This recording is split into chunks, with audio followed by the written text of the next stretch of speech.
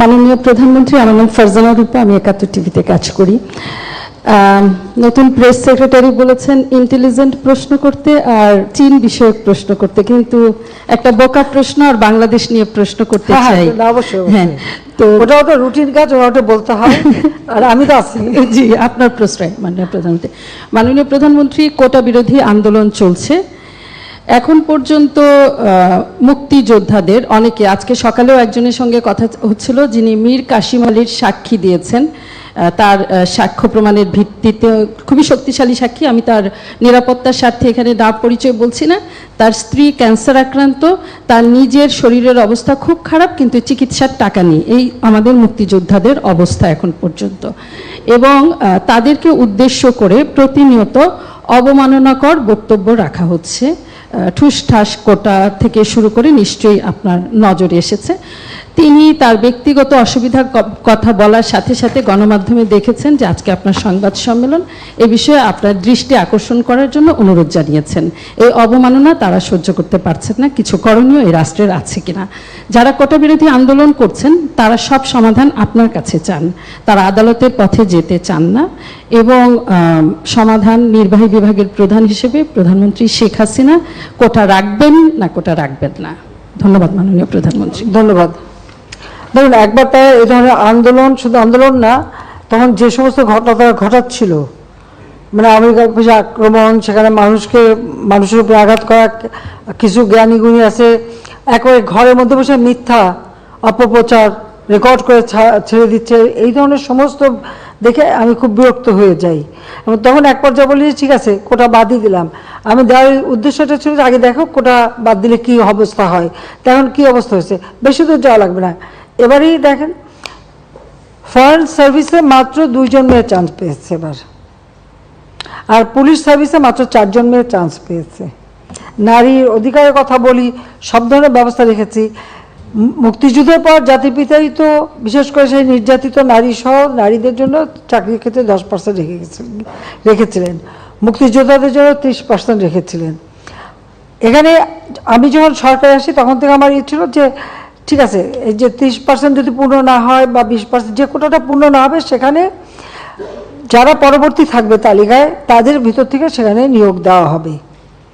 সেটাই কিন্তু আমরা শুরু করে দিয়েছিলাম। তারপরেও যখন আন্দোলন শুরু হলো সব বন্ধ করলাম, কিন্তু বন্ধ করার পর আজকে ফলাফলটা কি দাঁড়াচ্ছে।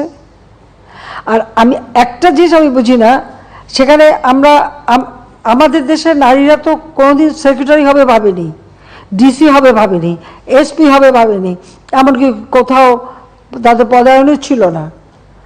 আওয়ামী লীগ সরকার আসার পরে আমি প্রথম সেনাবাহিনী, নৌবাহিনী, বিমান বাহিনী, প্লাস পুলিশে কিন্তু জাতির পিতা বঙ্গবন্ধু শেখ মুজিবই কিছু অফিসারের চাকরি দিয়ে গিয়েছিলেন সেই পুলিশ বাহিনীতে নারীদের।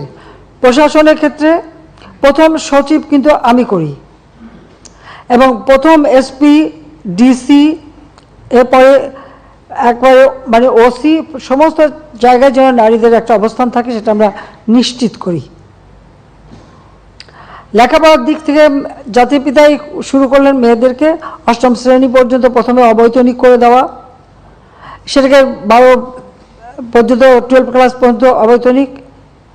পার্লামেন্টে কিন্তু মেয়েদের জন্য আলাদা সিট রেখে দিলেন, সংরক্ষিত আসন, যেন নারী নেতৃত্ব গড়ে ওঠে। তো নারীদের এই যে সুযোগগুলি আমরা সৃষ্টি করেছি কেন, যাতে করে অর্থনৈতিকভাবে তারা স্বাবলম্বী হতে পারে, নিজের পায়ে দাঁড়াতে পারে নিজেরা। তো আমার প্রশ্ন হচ্ছে যে সেই সময় যারা আন্দোলন করেছিল তার মধ্যে অনেক মেয়েরাও ছিল। নারী কোটা চাই না, যিনি বলছেন নারী কোটা চাই না, মেধা দিয়ে চাকরি পাবে, সে কি চাকরি পেয়েছে? সে কি বিশেষ পরীক্ষা দিয়েছে?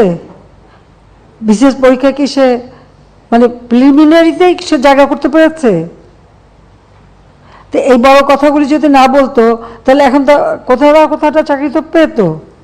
দ্বিতীয় কথা হচ্ছে আমাদের দেশের যে সমস্ত এলাকাটা যদি আপনি দেখেন, সব এলাকা তো সমানভাবে উন্নত না, অনগ্রসর সম্প্রদায় আছে, আর কোনো কোনো এলাকা, সেই সব এলাকার মানুষের কি কোনো অধিকার থাকবে না?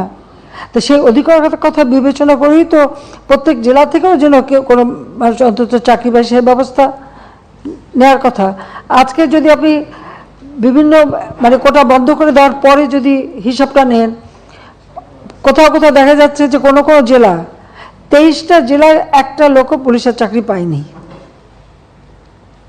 বা প্রশাসন বা কোথাও 42 BCS আমরা স্পেশাল মানে পরীক্ষা নিয়ে শুধু ডাক্তার নিয়োগ দিয়েছিলাম। এখানে মেডিকেল সেক্টরে আমি মেয়েদের সংখ্যাটা বেশি দেখি, কিন্তু অন্যান্য ক্ষেত্রে যদি আমরা দেখি সেখানে তো সবসময় পিছিয়ে থাকা।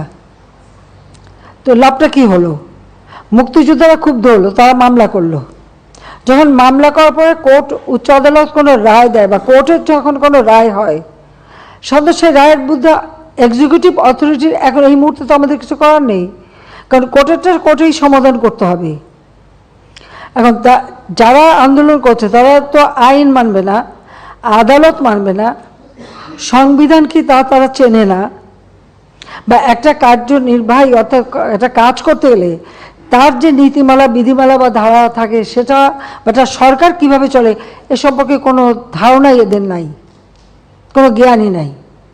হ্যাঁ, পড়াশোনা করছে, ভালো নাম্বার পাচ্ছে, সেটা ঠিক, কিন্তু ভবিষ্যতে এরা তো নেতৃত্ব দেবে বা এই দেশটা চালাতে আসবে, তাদের তো এই ধারণাগুলি দরকার। আমাদের সংবিধান কি বলে সেটা তাদের জানা উচিত। আমাদের একটা রাষ্ট্র পরিচালনায় কী ধরনের কাজ হয় সে সম্পর্কে তাদের কোনো ধারণা আছে? সে ধারণা তো আমরা দেখি না। আজকে যখন আদালতে চলে গেল, তা আদালতে সেটা সমাধান, এবং আদালত তাদের সুযোগ দিয়েছে, বলেছে আপনারা আসেন, আর্গুমেন্ট করেন, বলেন, তা আদালতে যাক, বলুক না, তারা রাজপথেই সমাধান করবে। আর আমাকে বলছে, আমি সত্যি কথা বলতে কি, আদালত যখন কথা বলেছে, আদালতে যখন চলে গেছে, তার যখন রায় হয়েছে, তো সেই রায়ের বিরুদ্ধে এখন এই মুহূর্তে আমার তো দাঁড়ানোর কোনো অধিকার নাই। এটা তো আমার সংবিধানও বলে না, আমার পার্লামেন্টও বলে না, কার্যপ্রণালী বিধিও বলে না, কিছুই না। যতক্ষণ পর্যন্ত আদালত থেকে সমাধান না আসবে ততক্ষণ আমাদের এখানে কোনো কিছু করার থাকে না। এটা বাস্তবতা, এই বাস্তবতা তাদের মানতে হবে। আর যদি না মানে কিছু করার নাই, আর রাজপথে আন্দোলন করতেই থাকবে, তবে কোনো ধ্বংসাত্মক কাজ করতে পারবে না।